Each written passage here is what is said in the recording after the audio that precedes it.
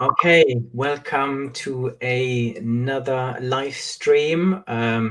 Today's topic is autonomous ships and level 5 autonomy, using things like artificial intelligence to make our vehicles, including ships, sail and drive by themselves. And to do this, I am joined by Jonathan Batty from IBM. Hi, Jonathan. Hey, Bernard, good to see you. Yeah, really good to see you. How are you doing? Yeah, great. It's been a busy period for us as of late, but yeah, having a good time. Very good.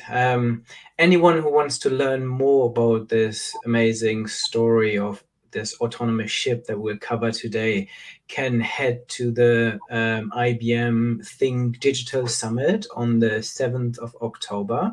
And there you can actually listen to the CIO or the Chief Technology Officer, or Don Scott and Jonathan Batty, to have a conversation in more detail about this project.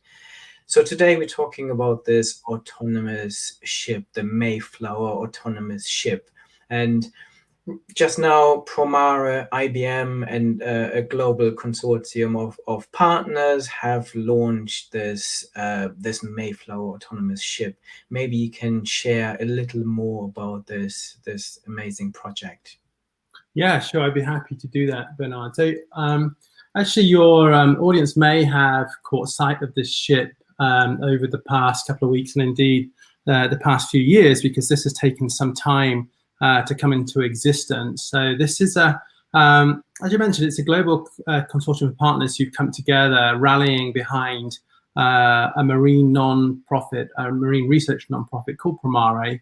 And they actually took on the challenge to build a fully autonomous and full-sized marine research vessel capable of crossing oceans, specifically the Atlantic, but also gathering data as it goes. So this is for those of you who've not seen it yet, I can describe it. It's a 3-hulled trimaran ship, so it looks very, very futuristic. It's about 15 meters long and 6 meters wide. Was literally launched into the ocean last week down in Plymouth in the UK, and is now just entering sea trials. And over the next 6 months or so, will prove itself in terms of its ability to actually maneuver around the ocean, collecting data, and hopefully by next spring, April the 19th is a date we've chosen, should be capable of crossing the Atlantic Ocean completely autonomously. So this literally means it self-navigates as it crosses the Atlantic, and not only travels from A to B, but constantly updates its route in order to avoid ocean hazards and not crash into things, and keeping itself and other vessels safe as it goes. So yeah, quite a challenge that we've taken on. No, absolutely. And as far as autonomous technology goes, I think this is one of my favorite examples, and I guess has caught attention worldwide. I think this project. The ship was given the name Mayflower after the original Mayflower that set sail from Plymouth in England to Cape Cod 400 years ago to bring the first pilgrims to the New World. What was the thinking behind naming it the Mayflower Autonomous Ship rather than any other name, given that this is the 400th anniversary, I guess, of yeah. the original Mayflower's trip? Yeah, really good question, and important to throw some light on that, because sometimes there's a little bit of misunderstanding around that. So the name and the concept for naming it the Mayflower actually came out of a meeting a few years ago. One of the founders of Promare, a guy called Brett Phaneuf, is a Bostonian guy based down in Plymouth in the UK, and for his day job, he makes submarines, and very specialist submersible systems, some with a crew, some without. So he's really into these kind of advanced marine technologies. So he attended a meeting in 2016 with the city of Plymouth, and they were discussing ways to mark the anniversary of the 1620 Mayflower voyage. There was some talk about creating another replica. As we know, there is actually already a replica of the Mayflower that was made, I think, in the 1950s. It's called Mayflower 2. And it's really kind of a commemorative ship, recently restored, and is currently in somewhere in Massachusetts. And he said, Brett attended this meeting, and he said, well, hang on, why would we create a replica? For a start, there already is one. And if anything, this is a chance to talk to the future and to do something completely new and bold and exciting. So let's take that, that kind of pioneering spirit, or the human endeavor of the original voyage, but do something completely new. So the ship does indeed have this old name, but it's very much a ship of the future, and is absolutely packed with new technologies, and obviously looks nothing like the original. So it's much more a ship of the future, designed to help us protect the future of the planet.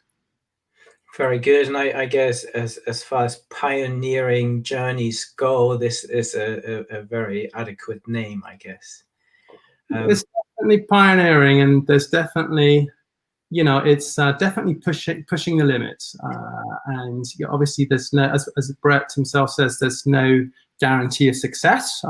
It's a relatively small vessel in a very powerful and large ocean, where lots of different things can happen and go wrong. And regardless of how much planning goes into this, and how many people are supporting this mission, and very smart people are supporting this mission with these advanced technological systems, at the end of the day, it's a very harsh and dangerous environment. So in theory, anything can happen out there, but we're kind of quietly optimistic of success. Very good. As all of my live streams, they are always for everyone listening, watching. You can always re-listen and re-watch any of those episodes on my YouTube channel and on my podcast. I just had a quick look through the stream, and like most of them, they are completely international. So let me just pull in a few people. So we've got Professor Chris here from Oxford in England saying hello. We have Charlie here from North Carolina in the US. We have Audie from Sydney in Australia. We've got someone from Niger. We have Pamela from Abu Dhabi. Let me just go through. We have Lessing from Paris in France, and Suresh from India. So it's a truly global live stream, as always. And as always, let us know what you think. Share your views. If you agree with something, let us know. If you disagree with something, let us even more know that this is happening. And if you have any questions, feel free to ask them. Even if you're not able to answer all the questions during this live stream, because we tend to get hundreds, if not thousands, we will do our best to answer them over the next few days.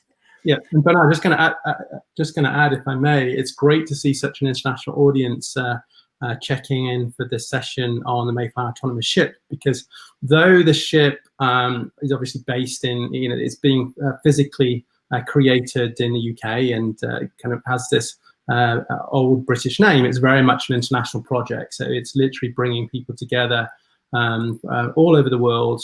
There are people from several continents involved. Various cultures, languages represented on this project.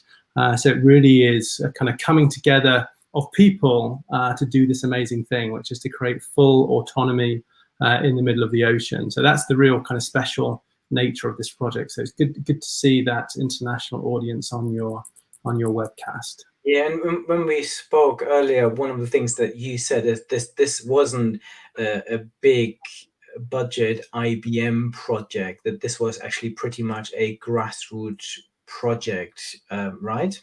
Yeah, that's very true. It's really come from the ground up, and as I said, it's the whole project is led by Primare. They had the original idea. They're a relatively small non-for-profit based in the US.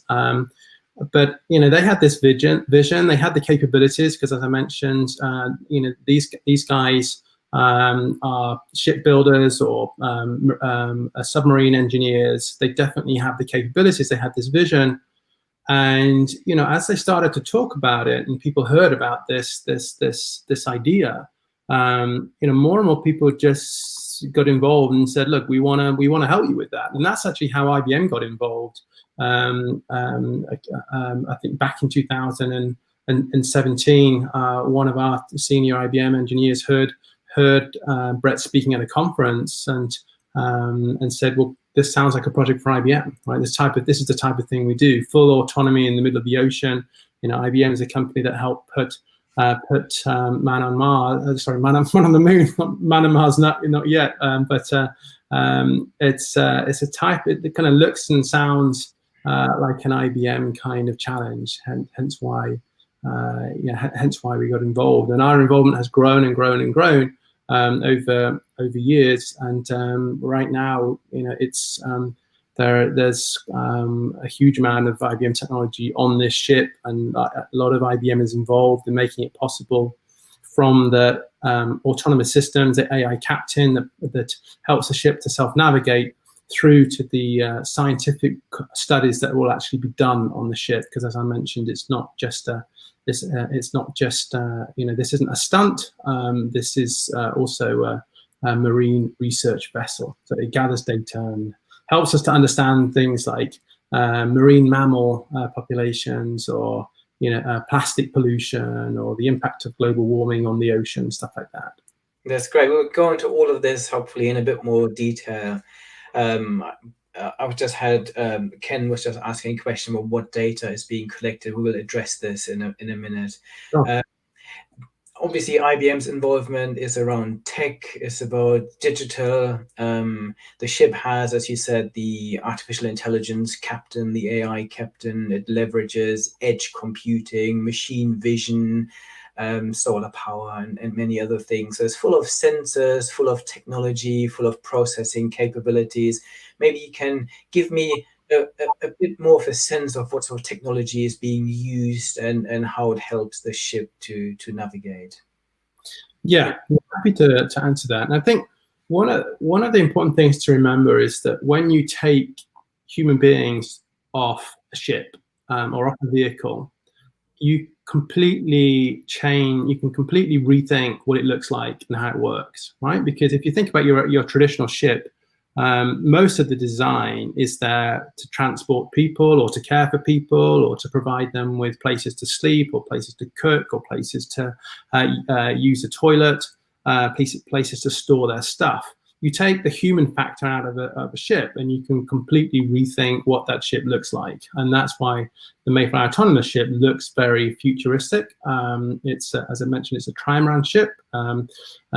It's smaller, it's lighter, much more efficient than traditional vessels. So therefore, it's predominantly solar powered. It's got solar panels all over the surface of the vessel. Then in the main hull of the ship, there's various equipment, including the electric motors, and but all of the smart technology is in there too. And if you imagine building an autonomous ship, you essentially need to digitally recreate all the functions that would be done on a traditional ship, right? So, on a traditional ship, you essentially rely on a human crew to monitor the horizon, to set and keep the course, to look out for hazards, and make sure that that you get from A to B safely. And that's essentially the same thing which Primare and IBM engineers have recreated digitally.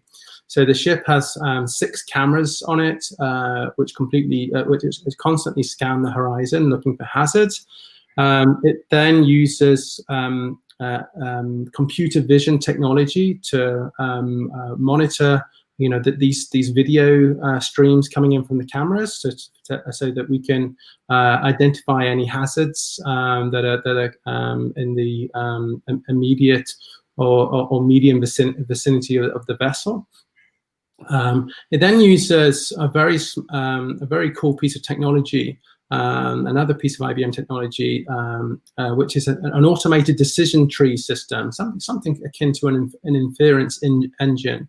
It's called Operational Decision Manager. And this comes from the financial services industry. It basically looks at huge data sets and tries to figure out, what to do next, right? So in the financial services industry, it's helping banks to automate certain aspects of customer service to give the customers the best and most personalized experience, also to spot potential cases of fraud. On the Mayflower Autonomous Ship, this same piece of software is actually being used to scan the horizon for potential hazards, and then also to follow collision regulations, which are essentially the rules of the road for ships, and then to go through all possible data sets and make a decision right there and then in the middle of the ocean as to what to do next, right? To whether the ship is to slow down, whether to change course, which it may do, and after it's avoided the hazard, it still needs to reach its destination, right? So you can't have a situation where the ship just goes around in circles from now until eternity. It needs to avoid the hazard or several hazards, and then recalculate its route in order to reach its destination. So that works on this very cool piece of automation software, which I mentioned. A couple of other important pieces of technology to mention here is that because the ship doesn't have a constant network connection or even a satellite connection, it needs to be able to actually run independently with no connection whatsoever. Therefore, one of the foundational technologies on the ship are edge computing systems. So these are small, powerful, lightweight devices which provide just enough power for the ship's smart systems to run on. But obviously, there's no mainframe down there. There's no supercomputer in the hull. These are small, light, but very powerful edge devices which work together to give just enough power for all of those, all of the compute workloads to be done on the ship without a connection to the cloud.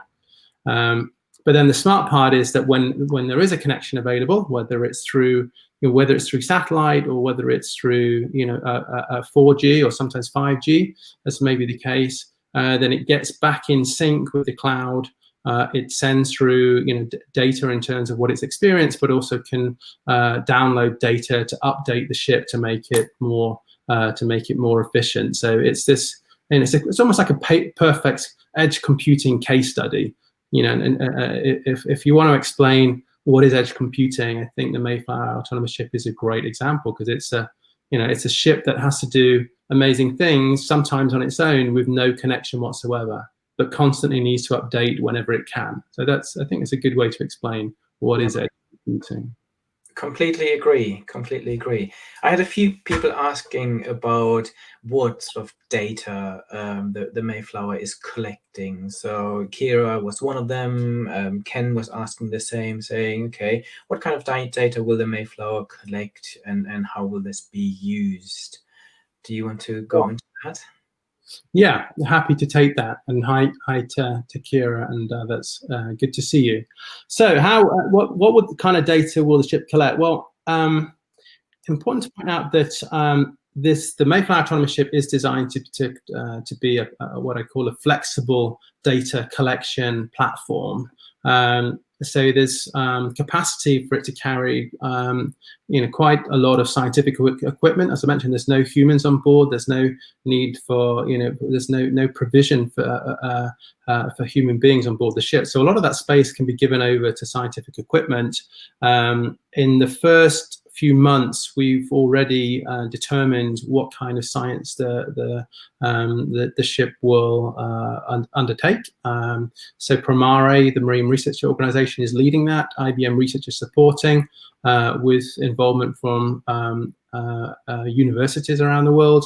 So in scope for the first 6 months are going to be microplastic pollution, so looking at levels of microplastic distribution in the ocean. Also looking at marine mammals, so whales and dolphins. We use special acoustic listening devices to actually listen to whale song, so that we can understand, the distribution of certain whales in the ocean. And then the third in scope area is looking at water quality.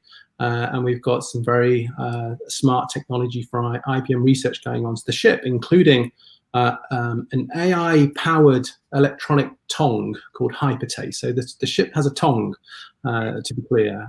So it's literally it's like a sensor array, like multiple sensors all working together to provide instantaneous analysis of water samples. Because Bernard, if you think about it, an autonomous research ship sounds pretty straightforward. That instead of people, you've got a ship out there collecting data. But then, if you take humans off a ship, how do you collect the data? How do you analyze it? How do you analyze samples with no people? It's a huge technological challenge. So we have a lot of very smart people trying to figure out how you do autonomous marine research. This doesn't require people with nets and people with test tubes and beakers and laboratories and stuff. That's a whole challenge in itself.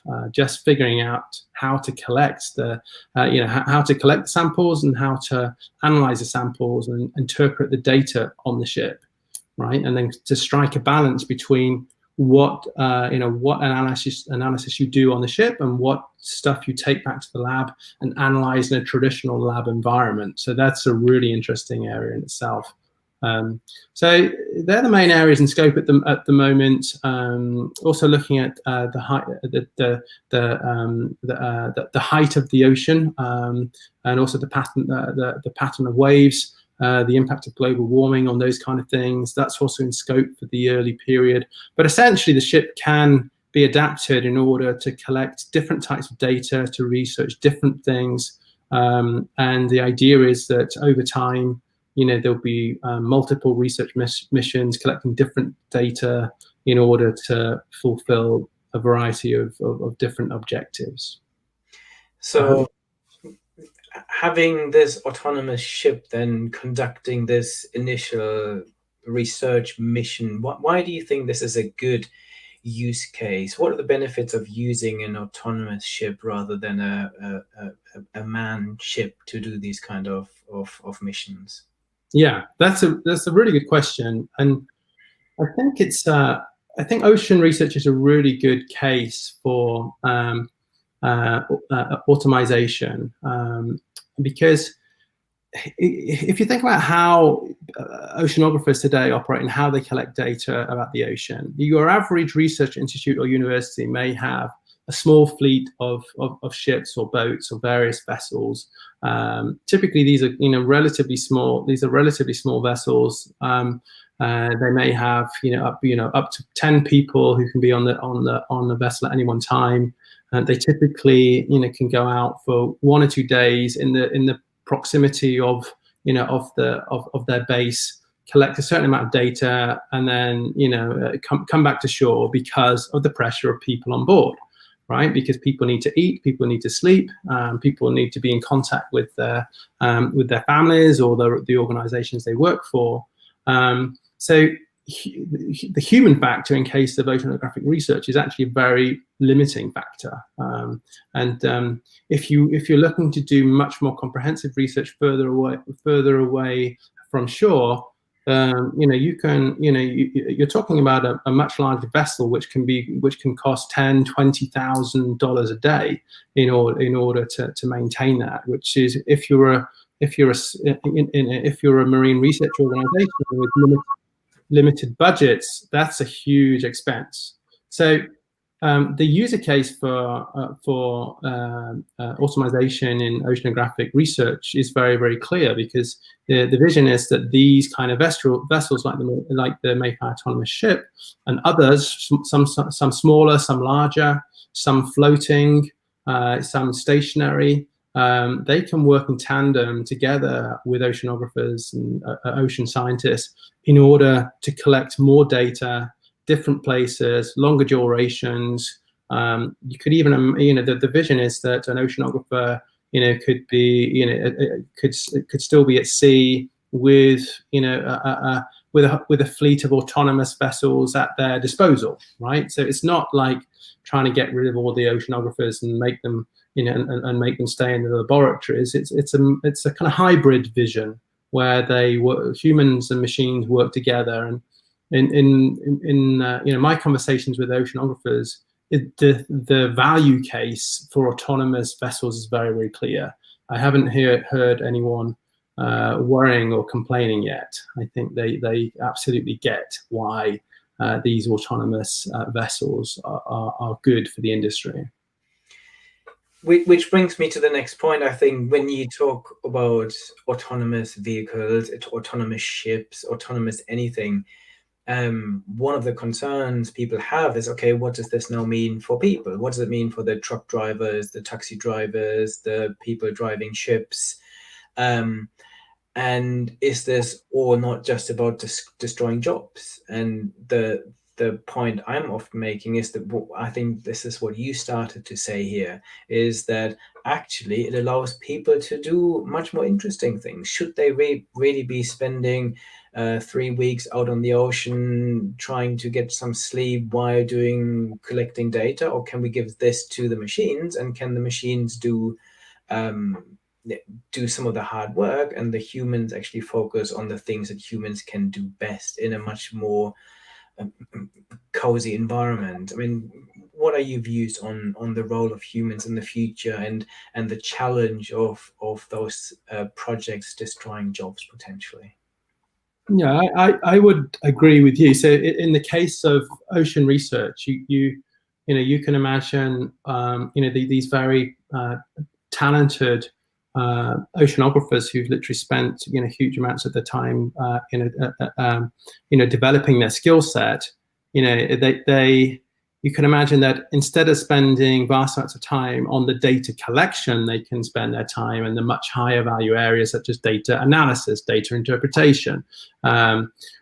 Having said that, those oceanographers typically like the ocean and do like to spend some time at sea. And no one is suggesting that this is a vision where that the humans are kind of banned from the ocean. The idea is that that certain certain tasks and roles will be fulfilled by machines and autonomous systems, and certain roles will be fulfilled by humans. And there's going to be a combination of both of those. Sometimes full autonomy, sometimes partial autonomy, sometimes augmented systems where the humans and machines are working together. So it's very much a hybrid vision, and I think that's something that certainly in terms of most ocean industries that people are pretty comfortable with. I mean, bear in mind that the ocean is a very is a pretty inhospitable place. Once you get out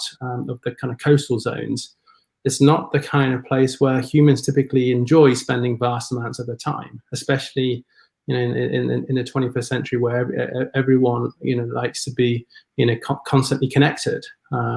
It's a tough place to be. It's also a dangerous place to be, and I think it's a good example of what you've referred to, Bernard, as the four Ds of robotization, right? It's like where machines can focus on the dirty, the dangerous, the dull, and the dear tasks. And I think in the ocean there are lots of those Ds for autonomous systems to help with. And typically in those areas, people don't put up a lot of resistance in order for machines to make their lives a little bit better. Very good. I'm just reading through some of the comments and questions here, and someone was asking about security as one of the challenges. How do you make sure these systems can't get hacked and the ship can be overtaken by someone else? Yeah, that's a good question. You get digital piracy. Yeah, I mean, that's definitely an important area. A lot of people are looking into that. Obviously, um, you need to make sure the computer systems on the ship are secure, we as I mentioned, the system is actually running on IBM edge systems, which offer very high levels of inbuilt security. So we're pretty confident that it's going to be pretty hard to hack the ship. And obviously, there's a constant battle to ensure that continues to be the case. In terms of physical security, people often ask about pirates, right? So hang on, what about pirates? And that's definitely a concern. But then, on the other hand, think about it. If this is a ship where there is no provision for human beings, so you can imagine if there were kind of modern day pirates interested in this vessel. They can jump on it, they can kind of run around for a couple of minutes, but they can't get inside it. There's nothing to take. There's no humans to ransom. So it's a pretty kind of unattractive prize for most pirates. So I think taking the humans out of ships, that's actually in many ways makes them more secure from that that kind of threat. So definitely a concern. Definitely, we don't have all the answers yet, but we're pretty confident that right now the ship has very robust systems which will make it extremely hard to hack into. Very good. We talked about the fact that the boat has no human beings on it, but it has a digital being on it. It has Archie on it, the 7-armed octopus chatbot. Can you give us a little more about Archie and what he or she does? Yeah, sure. Yeah, so obviously there's quite a lot of AI on this ship in general, because as I mentioned, all of those all of those functions which are typically done by humans, in this case, are done by computers. So there are various elements of AI on the ship.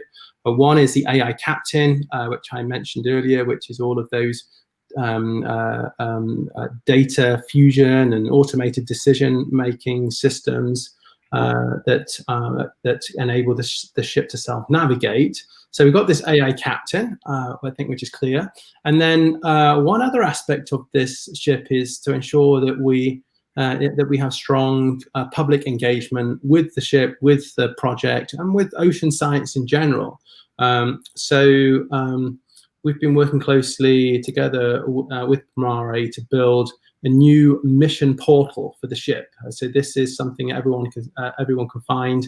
It's MAS400.com. So MAS400 is Mayflower Autonomous Ship 400.com, and on there you'll see it's a live mission portal for the ship. So lots of live data coming in from the ship, so people can kind of keep up to date with it as it goes in its various missions. They can see where it is, what it's doing, what the environment is around the ship. And then one more thing people can do, they can chat with a 7-armed octopus called Artie, as in like artificial intelligence. And Artie can answer questions about the ship and tell you where it is, what the weather is in the vicinity of the ship, what its mission is. Also talk about itself, and it can also talk about the history, the future, lots of different things. So it's based on IBM Watson Assistant technology. So it's an AI-powered digital assistant technology, but it's got a very endearing, what we call, hat on it, which is basically the octopus avatar, which people can relate to. It's very popular with our younger followers. But having said that, it's fun for everyone. And actually, he can actually play games with you as well. I say he, the gender is ambiguous, so he or she, whatever you'd like it to be. So anyway, check out Artie the Octopus on math400.com. It's a bit of fun, but as I mentioned, public engagement is key to ocean science and to the success of this mission. So that's why we've created that. Very good. Let me just see, there was one other question about this. So yes, so the question was about who benefits from this data, and how is this data be used? Will this be made available to other countries around the world, for example, for their own use, to understand things like water quality and any of the other data sets that you're collecting? Yeah, good question. So that has always been the intention of Primare, the marine research nonprofit behind this mission, to create open data sets. We plan on putting as much of that as possible on the mass400.com website that I mentioned earlier. So we'll certainly make as much of that available as possible. As I said, some of the science is still kind of taking shape and form. Different organizations are getting involved, so we still got to kind of work that aspect out. But that is certainly the intention. As I mentioned, this is a global collaborative project. Lots of different partners involved, and I think the thing that brings all of those people together, whether they're organizations or individuals, is this. This determination to take on this huge challenge of autonomy at sea, but also to do something for the good of the world, and to help the ocean. Most of the people involved in this project have an ocean connection. They're oceanographers, or they're as I mentioned, shipbuilders, or they're marine archaeologists, or they're people who just simply love to be at sea. So they're all, they've all been brought together to do something for the good of the world, the good of the ocean. And I think everyone's intention is to make that as much of that data available as possible to anyone who needs it or wants it. Very good. I think it's a great course. So this Mayflower Autonomous Ship is level 5 autonomy. It basically means it can operate completely independently and safely. What other applications do you see for level 5 autonomous robot ships around the world? Are we going to see more autonomy in other applications and other shipping areas? I think we will. I think this particular user case, so for gathering data in the ocean, I think is very, very clear, as we discussed earlier, right? And there are different reasons you may want to collect data in the ocean. There are lots of surveys done at the moment, especially in the oil and gas industry, the renewables industry. If you're looking to harness wind energy and you want turbines in the ocean, you have to do a lot of marine surveys, gathering data about the ocean bed, and also the biological ecosystem which will be impacted. So at the moment, a lot of this work is done manually, and you can imagine how useful it will be to have autonomous vessels helping to do this data collection, right? Obviously under the command of human surveyors or researchers, but it's a very powerful and useful tool to have these vessels that can go and comb the ocean, going backwards and forwards, collecting the data on your behalf. So that's very clear. Elsewhere in the ocean, you can imagine these robots being used to do things, such as cleaning up waste, right? So there's a lot of interest right now in how to tackle with plastic pollution, these huge piles of trash in the ocean. How do you clean them up? So there's lots of initiatives at the moment to create vessels which can, again, comb the ocean collecting trash, right? You can imagine if you had fleets of autonomous vessels doing that for you, that would be, again, would be a pretty powerful proposition for dealing with ocean waste. So I think there's good opportunity there. Also things like security, Coast Guard, keeping an eye on a marine environment to ensure people are safe and out of danger. I think are clear. Also dealing with robotic technologies for dealing with incidents. It could be dealing with a fire on an oil rig, for example. It could be oil spills. Any kind of incidents involving toxic waste. With the role for these kind of robotic systems and autonomous systems is very, very clear. And then probably another one would be military. At the moment, and if you are a Navy and you're involved in mine clearance, most of that work is actually done by human beings. Literally collecting highly explosive devices from the ocean. So you can imagine that autonomous systems able to do that work for you and with you is again a very, very powerful user case there. Yeah. Again, it goes back to these D, dull and the deer, right? I think that's, and if you've got one or several of those at play, then the role of these systems is very, very clear. Yeah, and really, there are lots of use cases that I have seen. So Finferry, for example, in Finland, a ferry operator is already running autonomous ferry services between different parts of the country. Then we have in Abu Dhabi, they basically have a robot Baywatch. It's basically a drone that watches a swimming area. If a swimmer is in any difficulties, it would then automatically issue a drone that can then deliver a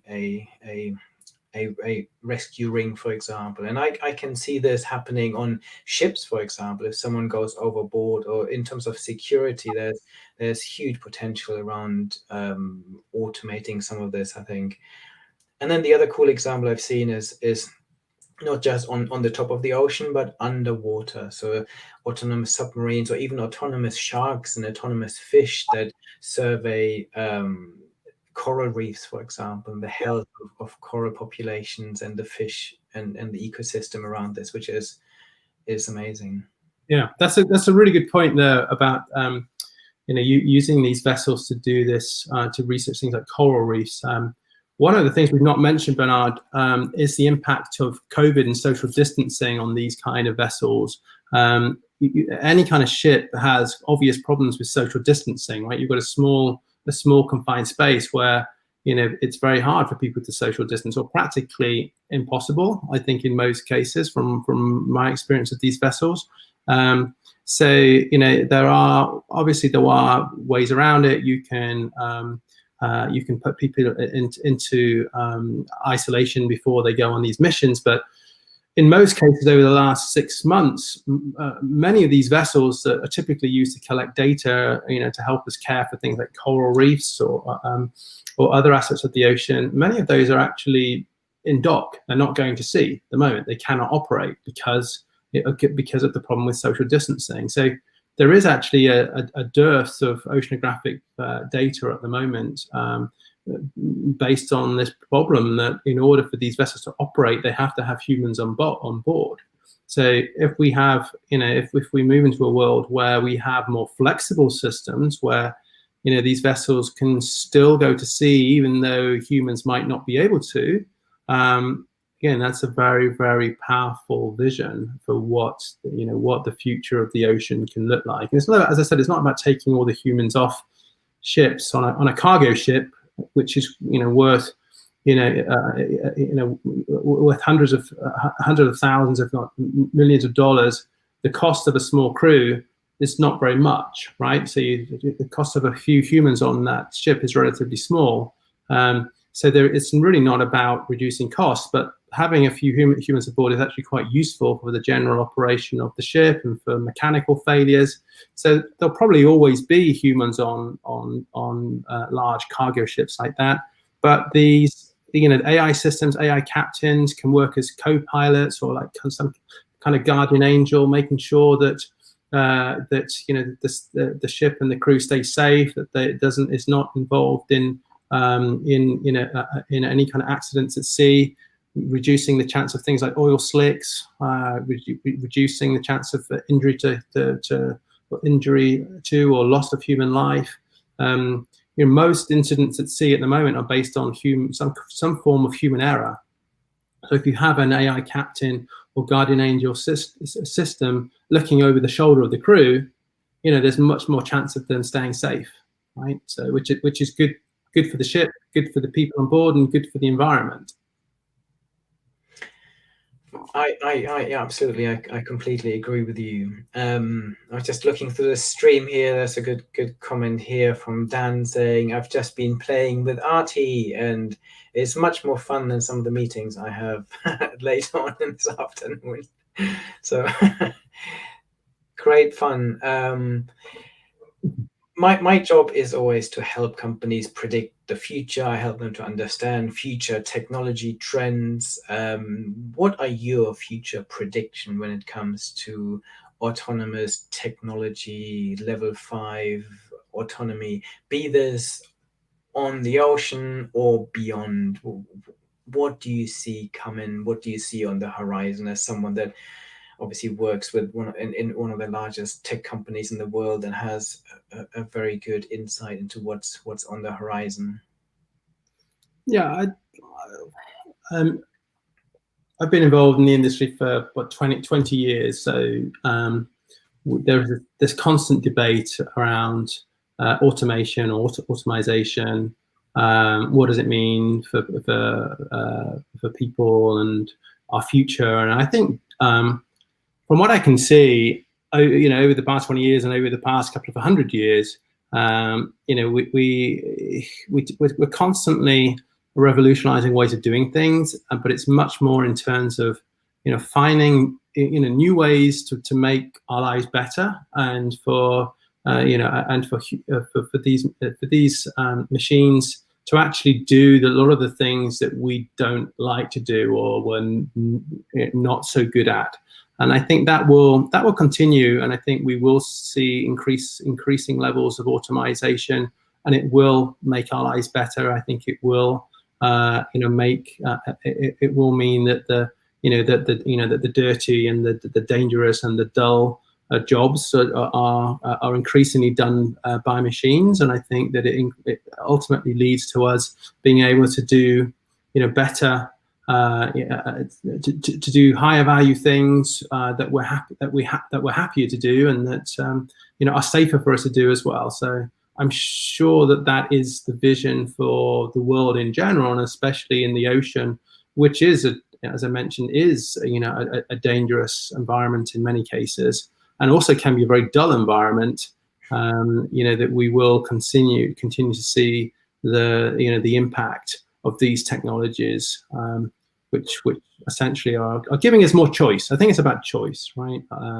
So that, as I mentioned, if you're an ocean research institute, you have the choice of what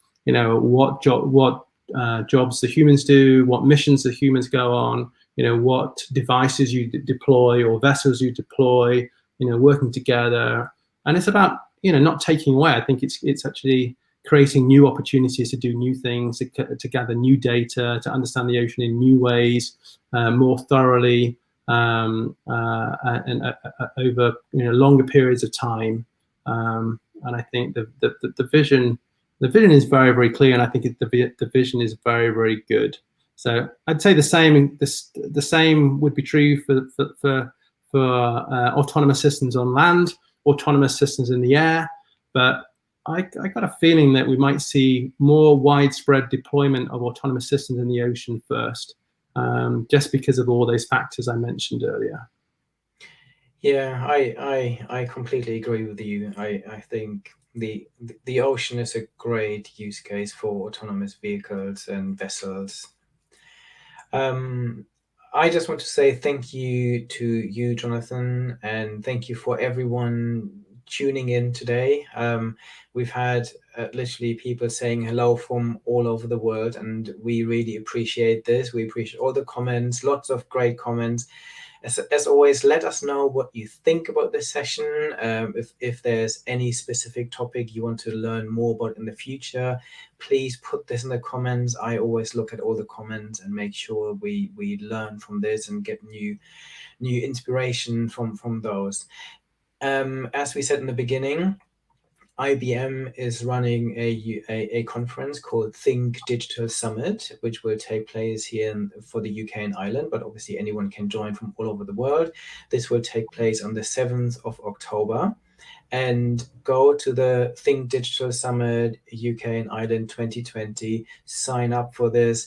There you can listen to Jonathan talk about this technology with Don Scott, the CTO of the project, and you can learn about many other amazing use cases and learn about how some of these amazing technologies are actually used in practice.